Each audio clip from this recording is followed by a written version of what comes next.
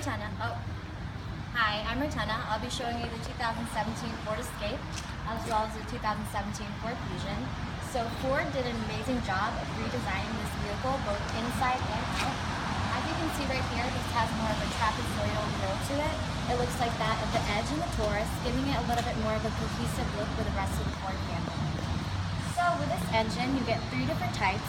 So you can either get the 2.5-liter four-cylinder engine, the 1.5-liter EcoBoost engine, or the 2.0-liter EcoBoost engine. And if you're not familiar, the EcoBoost engine is a turbocharged, so it gives you better pickup once you push on the accelerator. And with this Escape, there's three different trim levels. There's S, SE, and Titanium, and this one in particular is Titanium. There's also intelligent four-wheel drive, so what happens is you just drive the vehicle and you don't have to do anything for it to shift into four-wheel drive. Typically, it's always in two-wheel drive just for better fuel efficiency. And another thing that Ford had done to have better fuel efficiency for this vehicle is actually adding auto start-stop technology. Excuse me.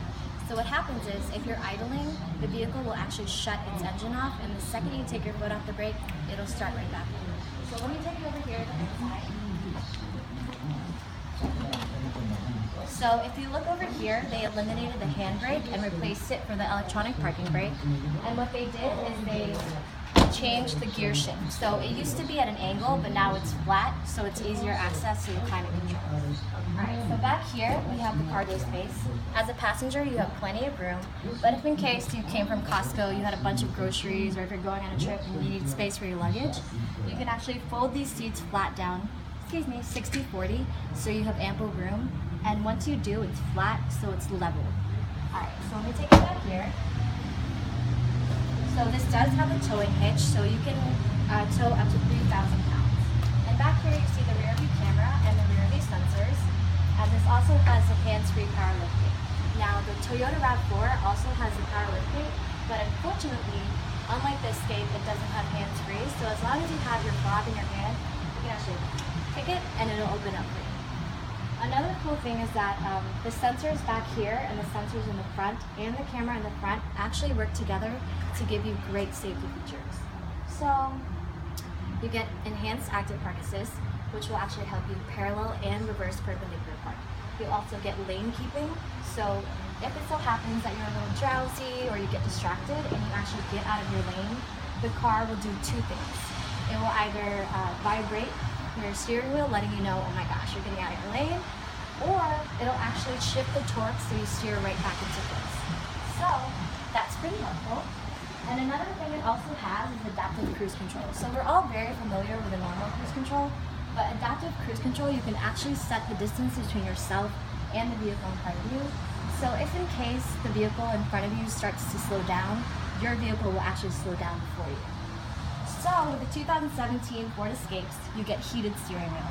So around here, it gets really frigid and really cold. So to make it more convenient as a driver, you can just heat up the steering wheel and be on your way.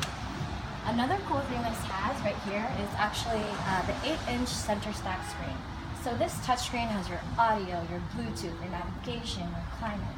It also has Apple CarPlay and Android Auto, which is very convenient. So if you have a phone like myself, you just take the USB, plug it in here, plug it in there, and it'll show up as if it was my phone.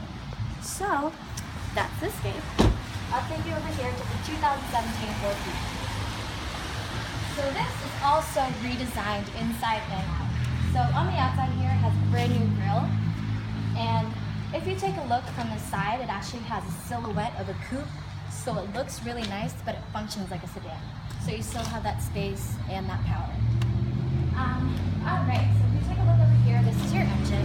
So the Fusion comes in three different types. Sorry for the mic, I'm just going to place it right there. It comes in gas, hybrid, and plug-in hybrid. Obviously, we're very familiar with gas. Hybrid, you get gas and battery, and so what happens is regenerative braking. So if you press on the gas, the battery will actually recharge itself. In regards to the energy, it's a plug-in hybrid. So over here, you'll get a spot where you can actually plug it in to charge the second battery, which can go for about 20 miles just on electricity alone.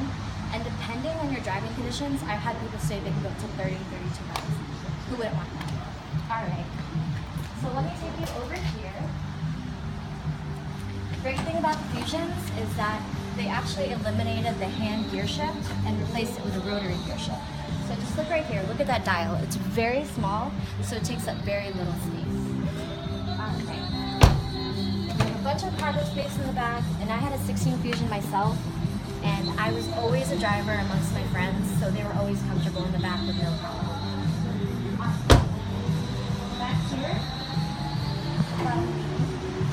you have ample trunk space, and again, you have your rear view camera as well as your rear view sensors. So with the Honda Accord, it says that they have sensors to help you park, but what it doesn't have is enhanced active park assist. So like the Escape, the Fusion will actually help you parallel and reverse perpendicular. Alright, so let's move on up here. Another cool thing this has, other than adaptive cruise control, is it also has pedestrian detection. So it has a database that has a bunch of pedestrian, like silhouettes and other normal, like when you're driving on the road, scenery, objects, things like that. So it'll distinguish between a person and an object. So if you're driving and it so happens that somebody actually comes across you, it'll show up an LED light, so you have a visual and an audible warning. And if it so happens that you actually don't stop, it'll pre-charge the brakes, so once you do stop, it's a little bit easier and faster. So if you look over here, let me just go over the Sync 3 a little bit more. You also have Auto CarPlay, just like this one, Apple CarPlay, and Android Auto. But besides that, let me show you. I actually have it on my phone. So you have Sync Connect with My Ford Pass, and I'll help you download this and we'll go over this a little bit more elaborately. But what happens is with Sync Connect, you can actually schedule times to remote start your vehicle. So let's say every time I wake up in the morning, I wake up at 7, but I leave for work at 7:45. I just turn this on, make it scheduled to start up at 7:40, so the second I get in my car, I can just go in and out. Boom. Also, another thing with Sync Connect is, let's say you're at an event. I do this a lot, I don't know about you, but I forget where I park. So Sync Connect actually tells you where you left your vehicle, so it's easier to find it. And again, like I said, I'll go over it a little bit more elaborately, but that's just the gist of what this offers. So, yeah, that's it.